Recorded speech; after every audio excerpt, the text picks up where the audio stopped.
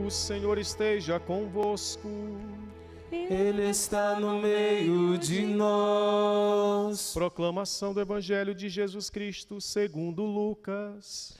Glória a vós, Senhor. Naquele tempo, a mãe e os irmãos de Jesus aproximaram-se, mas não podiam chegar perto dele, por causa da multidão. Então anunciaram a Jesus: tua mãe e teus irmãos estão aí fora e querem te ver.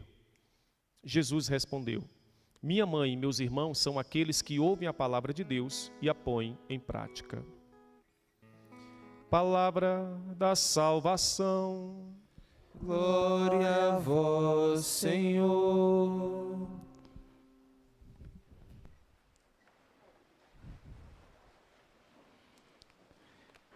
Querido Frei Cristiano, queridos irmãos e irmãs que estão aqui nesse santuário que é uma honra, é uma glória da nossa província de São Maximiliano, coube aqui do Brasil Central, da Ordem dos Frades Menores Conventuais, queridos irmãos que nos acompanham pelas redes sociais, sejam aqui do santuário. As nossas estão também? Não. Nós estamos nesta 25ª semana do Tempo Comum. Hoje começamos com o livro dos Provérbios.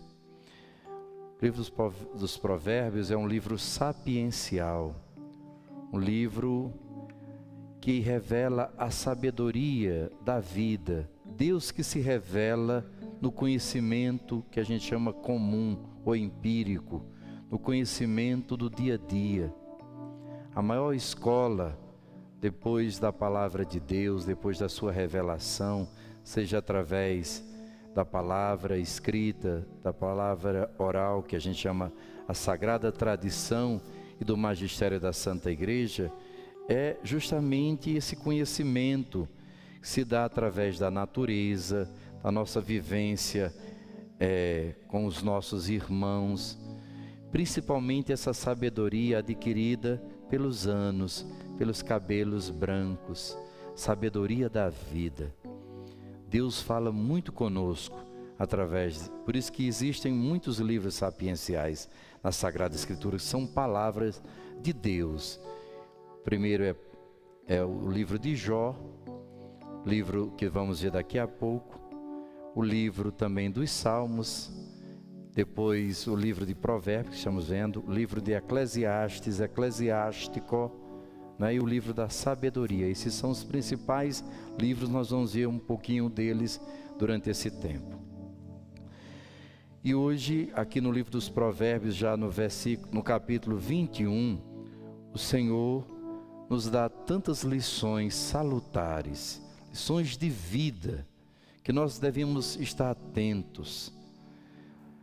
A primeira lição que gostaria de chamar está no versículo 1. O coração do rei nas mãos do Senhor é como água corrente, ele o dirige para onde o quer. Meus irmãos, o primeiro e principal passo na nossa vida cristã, na nossa vida espiritual com nosso Senhor, é um ato de entrega da nossa vida. Quando somos tocados pela sua graça, e não somos nós que o escolhemos, mas é Ele que nos ama por primeiro e que nos escolheu por puro amor. Muitas vezes, quando estávamos no pior da nossa vida, não é? Quando estávamos mais distante dele, quando mais o ofendíamos, onde abundou o pecado, como vai dizer São Paulo, superabundou a sua graça e a sua misericórdia. Essa vingança de Deus, que diante de tanto desmando, de tanto desmantelo, de tanto pecado, de tanta fraqueza e miséria da nossa parte, Ele responde com o amor. Um amor que chama, um amor que cuida, mas um amor que tem que se entregar. Se entregar tal como o rio se entrega ao mar. Vai dizer aqui que o coração nosso deve ser como aquele rio que vai se entregando, O rio sempre caminha para o mar. Assim deve ser a nossa vida, deve ser o nosso destino. Nós já temos um endereço, nós já sabemos onde queremos terminar. Queremos terminar nossa vida tal como todo rio, de uma forma ou de outra, procura o mar. Assim também, o mar é Deus, e eu sou esse rio que preciso correr, me entregar. Muitas vezes caindo em cachoeira, né? Veja que para o rio é um risco muito grande. Você imagina, nós temos aqui, por exemplo, a cachoeira de Itiquira. Alguém já foi? Muito bonita, não é? Mas é uma muito alta. Você imagine o rio ter a coragem de descer, se tornar aquela beleza, não é? Mas ele tem coragem, porque há uma atração natural, ele procura o mar, ele foi feito para o mar, e ele não descansará enquanto não chegar ao mar. Assim também nossa vida tem que estar sempre nas mãos de Deus. Nós não podemos sair da graça de Deus. E o que é que nos tira da graça de Deus? Está aqui: o olhar arrogante, o coração orgulhoso. A lâmpada dos malvados não é senão o pecado. É o pecado, meus irmãos. E aqui fala do pior pecado. Muitas vezes a gente pensa que o pior pecado é uma fraqueza na sexualidade, que os anjos, por exemplo, não têm. Satanás incita muito o pecado da impureza, mas dizem alguns santos que Satanás tem nojo do pecado. Ele tem nojo, que ele não sabe como é, porque ele é espírito, ele não tem matéria. Como é que as criaturas humanas instigadas por ele se abaixam tanto? E a gente sabe, o pecado da sexualidade, uma sexualidade desenfreada, ela avilta a natureza humana, ela nos torna piores às vezes do que animais. Coisas que nem animais fazem. Nossa natureza, se for tocada pelo pecado, por exemplo, da impureza, ela comete, ela faz. Mas vejamos bem, meus irmãos, esse não é o pior pecado. O pior pecado é o orgulho, é não estar nas mãos de Deus, é a loucura de querer ser o Deus da sua vida. Eu que decido, eu quero que o meu sonho se realize. No fundo é um grito tão terrível de rebeldia, de rebelião, de motim contra Deus, de dizendo: Deus não sabe o que é melhor para mim, eu sei o que é melhor para mim, eu quero me casar e tem que ser assim, tem que ser assado. Quantas vezes as pessoas que menos têm vocação, porque o casamento é uma vocação, para o casamento elas querem se casar, mas elas não estão dispostas a abrir mão de um bocado de coisa. Como é que você vai querer ser uma só coisa com uma pessoa, um só coração, se você tem sua vontade, se você tem os seus projetos? Como é que pode conciliar? Como é que pode ser nós, se o eu é tão grande? Mas às vezes a pessoa quer a sua vontade, ela tem medo de ficar sozinha e pensa em se casar.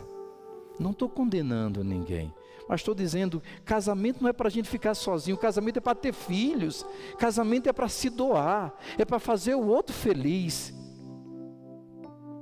Se eu quero ser feliz, eu nunca vou ser feliz, porque se eu quero que o outro me faça feliz, e o outro quer que eu o faça feliz, são dois egoístas, são dois bicudos, vão eternamente brigar, não vai dar certo, ninguém abre mão de nada. E casamento, quem é casado aqui sabe, se não tiver essa renúncia, essa abertura de coração, se você quiser mandar e só a sua vontade ser feita, você nunca vai ser feliz, nem vai conseguir fazer ninguém feliz. Melhor você ficar sozinho. Casamento é partilha, é doação, é renúncia.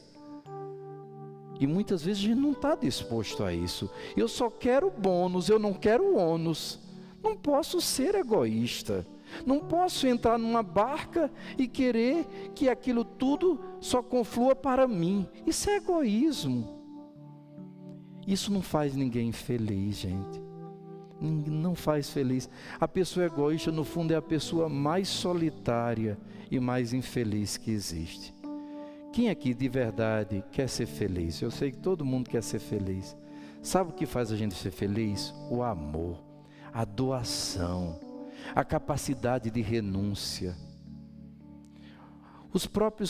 As próprias pessoas que não têm fé, ou talvez não tenham uma fé talvez tão praticada como a nossa, muitas vezes dão-nos tantos exemplos. Eu vi há muitos anos atrás a mãe do Cazuza dizer assim: só as mães são felizes, porque só as mães sabem se doar.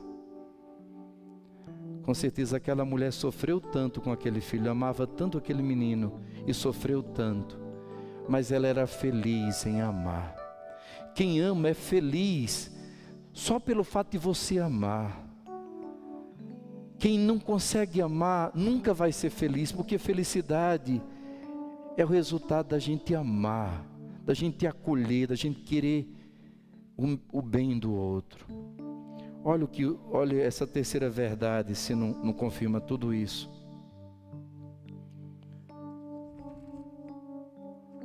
A palavra de Deus diz assim: quem tapa os ouvidos ao clamor do pobre, também há de clamar, mas não será ouvido. Meus irmãos, se você quiser tocar o coração de nosso Senhor, alguém clama para você pedindo ajuda, ajude. Frei, como é que eu vou ajudar uma pessoa que eu sei que ela vai usar droga? Eu vou lhe dizer uma coisa. Pense comigo. Se você amar aquela pessoa e der uma ajuda a ela, talvez vá ser a última droga que ela vai usar na vida. Pedir, gente, é uma coisa muito humilhante. Quem aqui prefere dar do que pedir, receber? É muito humilhante. Por mais que a pessoa queira se enganar ou nos enganar, nós não erramos em nada ao dar, ao ajudar. Se for por amor a Deus, não querendo receber nada em troca, não é? Assim é Deus. Deus respeita a liberdade. E todos os dias dá o sol, dá a chuva. Voltou a chover, né? Que maravilha para nós aqui do Centro-Oeste. Um calor, um abafado que beirava o insuportável. Mas hoje o tempo já mudou. Dom de Deus. E não sei aqui, mas graças a Deus não veio com tempestades. Aqui veio com tempestade? Não. Uma chuva mansa, boa, que não lava a terra, que não faz inundação, que não vem com raios, mas uma chuva que pacifica, que molha a terra. Que Deus maravilhoso. Por isso, sejamos assim como Deus. Sejamos atentos ao clamor de quem precisa.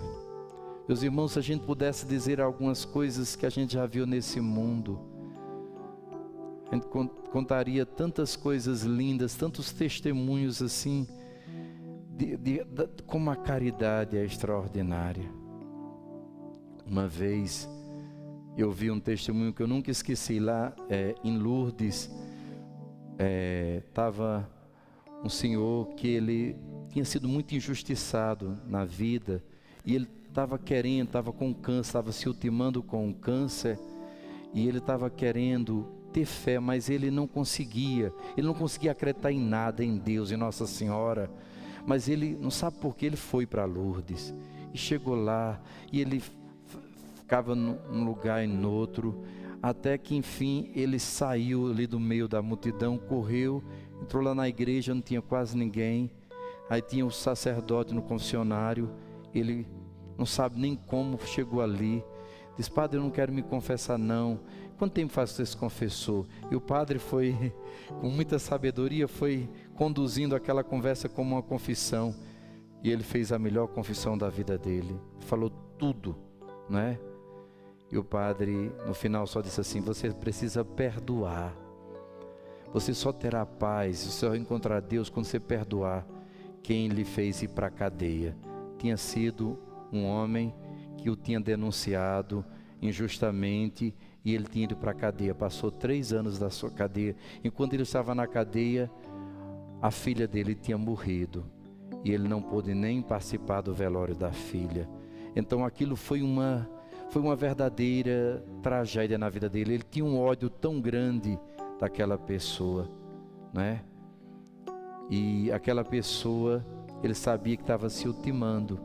Então ele volta, e aquela perturbação, você tem que perdoar, você precisa perdoar. Se você não tirar essa mágoa dentro do seu coração, você não vai conseguir alcançar a sua paz. Você não vai morrer em paz, você não vai conseguir sua cura. E aí ele vai e ele começa a observar as pessoas, e ele vê uma jovem. Ela está rezando com tanta fé, mas com tanta confiança, olhando assim para a imagem de Nossa Senhora. Ela chorava de tanta fé, e ele disse: Senhor, eu não tenho fé nenhuma, mas honra a fé dessa jovem, atenda o que ela está pedindo, né? Aí ela depois chegou e ofereceu a ele uma vela, né? Ele ficou muito emocionado, né? E eles saíram ali, não se conheciam também, né? Depois, no último momento, ele já ia quase embora. Naquela tarde ele ia embora. Na manhã ele voltou ao santuário e encontrou aquela mesma jovem. E ela disse, e ele falou: oi, ontem eu rezei tanto por você. Aí ela disse: é verdade? Pois eu estava rezando pelo Senhor. E eu notei que o Senhor estava muito aflito, parecia uma agonia muito grande dentro do Senhor. Eu rezei tanto. E eu lembrei muito quando eu olhei para o Senhor do meu pai. Aí ele disse: é mesmo? Que coisa bonita. Como é o nome do seu pai? Ela disse: fulano de tal. Ele mora em tal lugar. Aquele homem começou a ficar vermelho. Ele está se ultimando, sabe, de câncer. Mas o grande problema, ele mandou que eu viesse aqui, porque ele tem um amigo que ele prejudicou muito. Esse amigo ficou preso durante 3 anos na cadeia. E ele mandou pedir o perdão desse homem, mas esse homem disse que morria, ia para o inferno, mas não o perdoava jamais. Porque a filha dele tinha morrido enquanto ele estava na cadeia. Que ele não começa a chorar. Eu estou lhe incomodando com essa história tão triste? Não, minha filha, eu sou esse homem. E abraçando você, eu quero perdoar o seu pai. Nós vamos agora, se você puder, me leve até a casa do seu pai. Eu sou aquele homem sou amigo que ele traiu, mas eu o perdoo de todo o coração. Nossa Senhora salvou naquela noite em Lourdes 2 vidas. Gente, como Deus escuta quando a gente pensa no clamor do outro, no sofrimento do outro. Aquelas pessoas nem se conheciam, mas eram filhos de Nossa Senhora, e Nossa Senhora fez com que eles se unissem, e um tivesse misericórdia da dor do outro. Porque às vezes quando a gente erra, e erra feio com o outro, a gente traz essa mágoa também tão grande conosco o resto da nossa vida. Só quem ama, só quem perdoa é feliz. Por isso talvez Deus lhe trouxe aqui, você não sabe nem direito, foi para você entender isso. Primeiro se entregue, como o rio se entrega ao mar, se entregue a Jesus do jeito que você está. Às vezes o rio está poluído, mas mesmo assim ele vai andando, levando tanto aquele peso da sujeira do mundo, de tantas coisas terríveis que foi jogada nele, mas ele vai se esforçando, né? Às vezes tem tantas barreiras para o rio não ir à frente, mas ele vai lutando de todo o seu coração, até que ele consegue chegar no mar. E ao chegar no mar, aquela água do mar, aquele sal do mar, purifica, santifica e traz de novo a vida, não é? Por isso, Deus pode fazer tudo em maravilhas, mas também ouçamos o clamor do mais pobre, Talvez o mais pobre não é só aquele que está pedindo uma esmola, é aquele dentro da nossa casa que está pedindo um amor. Quantas vezes aquele filho, aquela filha rebelde, que eu sei que é difícil demais de suportar, mas está chamando a sua atenção, está gritando de tantas formas, que quer ser amado, que quer uma nova chance, né? O Evangelho dizia também que nós devemos sempre confiar muito na Virgem Maria. Aqueles irmãos do Senhor, ditos irmãos, na realidade a gente sabe que são primos, eles estavam muito preocupados com Jesus, porque Jesus saiu do controle dele. Não é de agora que a família às vezes quer ter um controle absoluto sobre nós, quer nos comandar, quer decidir. E não é assim. A família é um lugar onde a gente deve partilhar o amor, mas cada um tem que ser livre para encontrar na família o caminho que Deus escolheu para cada um. A gente não pode impor a nossa vontade. E queriam que Jesus fosse o que eles queriam, e não o que Jesus deveria ser a partir da vontade do Pai. Por isso então pegam Nossa Senhora, porque sabe que Ele só atende a ela mesmo, e como um escudo levam Nossa Senhora, e Nossa Senhora muito sabiamente para e fica ali, e vai dar uma lição a eles. Nossa Senhora já sabe a resposta. Eles dizem: diga para Jesus que a mãe dele e os irmãos dele estão aqui, querem falar com ele. Aquelas pessoas se sentem importantes porque são da família. Não tem isso? Às vezes quando a pessoa um pouco é mais rica ou importante, ou tem um cargo, eu sou filho de fulano de tal, eu sou pai de fulano de tal. Essas tolices do orgulho, do nosso amor próprio, né? Essas tolices. Nossa Senhora para, espera ali, aí vão lá, e Jesus entende muito o recado da sua mãe, e diz: quem é minha mãe, quem são os meus irmãos? Aqueles que fazem a vontade do Pai. E é tão maravilhoso, porque até aqueles que vieram para tentar levar Jesus com eles, para fazer com que Jesus fizesse suas vontades, através de Nossa Senhora, são eles que vão se tornar os grandes discípulos de Jesus. São Tiago Menor, São Simão, São Judas Tadeu, estavam todos ali. Nossa Senhora que já fazia a vontade de Deus. Qual é a principal palavra da mãe? Eis aqui a serva do Senhor, faça-se em mim segundo a sua palavra. E para nós, fazei tudo o que Ele vos disser. Ela já estava nessa escola discipulada há muito tempo, por isso ela pode muito bem nos ensinar. Quer ser discípulo de Jesus verdadeiro, quer ser da família de Deus, quer aprender a ter um coração como o rio que se entrega ao mar, quer aprender a escutar o clamor do pobre, quer aprender a vencer o pecado, o orgulho, as tolices desse mundo, se apegue a Nossa Senhora.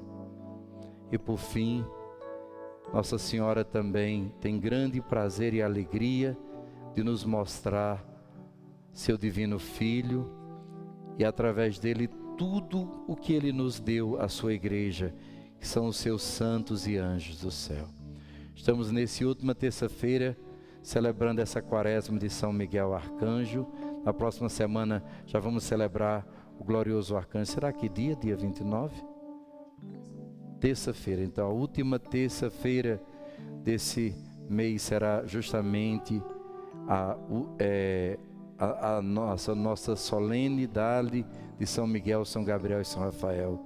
Os santos anjos nos ajudam muito, meus irmãos. Eles são muito maiores do que nós, são superiores a nós, mas a alegria deles é nos servir, a alegria deles é nos encaminhar para que nós encontremos a Jesus, para que sejamos da família dele, não só porque estamos na igreja, mas porque fazemos a vontade do Pai, realizamos a vontade do Pai. Se os demônios, Se Satanás e os demônios têm o maior prazer, o único prazer deles é nos fazer perder o que eles perderam, o céu, e ofender a Deus com o pecado, os santos anjos é justamente o contrário. São Miguel, que é o príncipe, né, aquele que vence Satanás, Satanás está debaixo dos seus pés, o maior prazer dele é nos fazer a vontade de Deus, é nos fazer realizar o plano que Deus tem. Por isso, com Nossa Senhora, com santos anjos, não tenhamos medo. Quero terminar convidando aqui, Brunão, vem aqui por favor rapidinho, Brunão. Você deu seu testemunho muito brevemente, meu filho, que é até grande, mas quem era você e o que Deus, pela sua misericórdia, fez na sua vida. Quero que você escute esse testemunho, porque eu sei que tem tantos pais que passam por dificuldades com os filhos, esposas com os maridos e vice-versa, não é? Filhos com os pais. Hoje o problema da droga, do alcoolismo, é uma doença, é uma pandemia, é uma epidemia que tem destruído tantos lares, tantas vidas. Mas é possível também nesses casos encontrar a misericórdia de Deus. Louvado seja nosso Senhor Jesus, Maria Santíssima. Eu sou o Bruno, estou fazendo 27 anos hoje. E a minha história é uma vida realmente antes de Cristo e uma vida depois de Cristo. Há 2 anos atrás, se me falassem que eu ia estar aqui hoje dando um testemunho da minha vida na igreja, na comunidade Mel de Deus, eu ia rir de quem me falasse isso, porque para mim igreja não era importante. Deus estava em todo lugar e eu fazia o que eu achava certo e achava que aquilo era... achava que eu não estava fazendo mal, de certa forma estava fazendo mal, era para mim mesmo, mas também tantas outras pessoas que eu já machuquei pela minha vida. Eu tive minha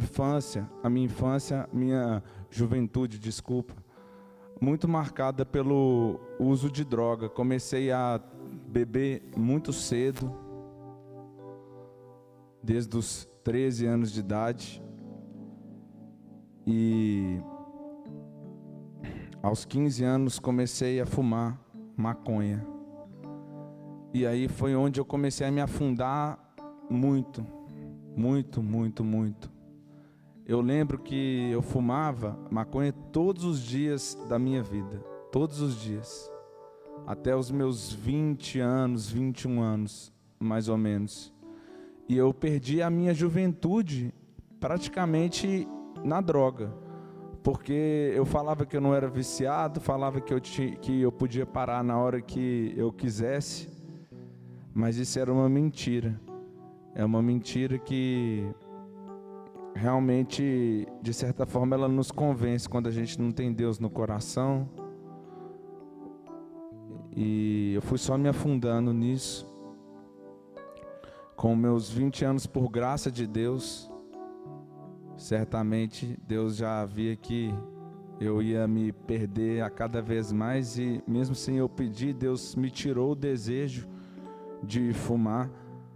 Foi uma graça extraordinária mesmo assim, porque vejo que não vem de mim. Com certeza meus pais rezaram muito por mim, e quando eu falava que eu não fazia mal para ninguém além de mim, era uma mentira, porque eu fazia muito mal para as pessoas que mais me amavam, que eram meus pais, porque eles se sentiam muito magoados com a vida que eu levava. Você vê um filho se afundando nas drogas, sem ter nenhuma desejo de fazer mais nada na vida, sem querer buscar um trabalho, sem querer melhorar na escola, sem querer buscar uma faculdade, uma coisa, sem nenhuma visão de vida, sem um sentido na vida. Isso é terrível. E com certeza eu magoei muito o coração dos meus pais, que sabiam disso. E depois disso, eu lembro que eu tive um relacionamento e, de certa forma, Deus usou muito dessa pessoa, porque eu parei de usar droga por causa, né, desse relacionamento. Já tinha parado um pouquinho antes, e aí com ela veio isso tudo, então eu parei. E aí namoramos por 1 ano e pouco. Depois que esse relacionamento acabou, isso eu já estava na faculdade, eu comecei a fazer uma faculdade. E depois esse relacionamento acabou e comecei a me afundar nas festas. Comecei a ir para festa, comecei a beber muito, usar outro tipo de drogas. Antes era só maconha, mas depois eu conheci drogas mais pesadas nas festas. E fui cada vez me afundando mais. E passei de uma pessoa, um jovem que era dócil, que era de certa forma obediente aos pais, apesar de ser rebelde em tantos outros aspectos, mas uma pessoa, eu me via como uma pessoa dócil, mas comecei a me tornar uma pessoa mais agressiva, uma pessoa mais rebelde. Eu comecei a achar que eu sabia de tudo. Comecei a trabalhar, comecei a ter o meu dinheiro, todo o meu salário era usado para festa, para comprar roupa, para os meus prazeres, para usar drogas. E vejo que eu estava num dos piores momentos da minha vida, estava me afundando mesmo, a cada vez mais. Eu sinto assim que eu estava num poço e eu só cavava, e era terrível, terrível. Eu lembro da sensação que eu tinha quando eu acordava no dia seguinte de uma festa ou de usar droga. Era um vazio no coração. É um vazio quando a gente busca o pecado, quando a gente busca uma coisa que é totalmente contrária a Deus. E depois disso vem a parte melhor da minha vida. Foi um encontro que eu fiz. Eu tinha um restaurante, nessa época já tinha um restaurante, era sócio de um restaurante. E o meu sócio, hoje irmão de comunidade, tinha me inscrito nesse encontro que ia ter, e sem eu saber de nada. Ele só falou que ele queria muito que eu fosse, e eu abri o meu coração, mas ele não falou que era da igreja, não falou que era de nada, porque acho que se ele tivesse falado isso eu não iria. E eu fui nesse encontro, na última hora eu fui, e nesse encontro eu tive a graça de encontrar com quem eu tanto busquei por esses anos todos. Eu busquei a felicidade na droga, eu busquei a felicidade na festa, eu busquei a felicidade no relacionamento, eu busquei a felicidade em amizades, eu busquei a felicidade em roupas. E a cada vez que eu buscava a felicidade nessas coisas, eu quebrava a cara. Mas nesse encontro, eu tive a graça de entender que a minha felicidade era o amor de Deus. Porque eu me senti nesse encontro pela primeira vez tão amado, porque não era uma criatura que estava me amando, era Deus que estava me amando ali. Eu pude sentir o amor de Deus pela primeira vez na minha vida por todos esses anos. Era uma carência que eu tinha no meu coração, e era uma carência que eu tenho até hoje, que eu sei que se eu buscar todas as coisas fora de Deus e não em Deus, eu ainda vou encontrar esse poço. Mas eu tive essa graça de encontrar com Jesus, e a partir disso toda a minha vida mudou. Depois disso, eu comecei a ir mais encontros. Esse primeiro encontro eu fui inscrito. O segundo encontro que eu fiz, eu fui por conta própria. E aí nesse segundo encontro que eu fui, eu já tive a graça de me abrir mais ao amor de Deus, e comecei a entender o que era que eu estava fazendo que desagradava a Deus. Todas as sujeiras que eu tinha, por exemplo, uma vida sexual 100% desregrada. Nesse encontro eu entreguei a castidade. Eu falei: Jesus, eu quero viver a castidade. Eu sei que eu não sei nada ainda e que vai ser muito difícil, mas se o Senhor me ajudar, eu vou dar conta. E Deus me deu essa graça a partir desse retiro.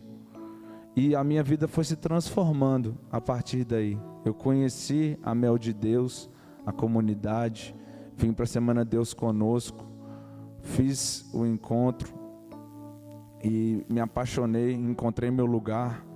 E depois disso eu recebi um chamado de Jesus a vir para a comunidade Vida, a abandonar a minha cidade. Então eu deixei o meu restaurante para trás, deixei todos os sonhos que eu achava que iam me fazer feliz, talvez o sonho de ter dinheiro, de ter um salário, de ter uma família nos moldes que eu imaginava, para viver os sonhos de Deus, o que Deus estava me chamando a viver. E hoje eu estou muito feliz, muito agradecido mesmo. Tive um dia fantástico, foi o meu melhor aniversário que eu já passei na minha vida. E peço a oração de vocês para que eu continue nesse caminho, para que eu continue fiel e que eu persevere por todos os dias da minha vida, porque eu tenho uma certeza hoje que todas as vezes que eu buscar alguma coisa fora da vontade de Deus, eu vou quebrar a cara como eu quebrei por tantos anos da minha vida. Mas todas as vezes em que eu ser dócil à vontade de Deus, por mais que seja difícil, para mim, eu vou encontrar a minha felicidade, porque a minha felicidade e a nossa felicidade está em Deus. Então eu agradeço de todo o coração a Deus por ter me dado essa graça tão extraordinária. E esse breve, o que eu estou falando aqui para vocês é de coração, e realmente peço a oração de vocês pela minha perseverança.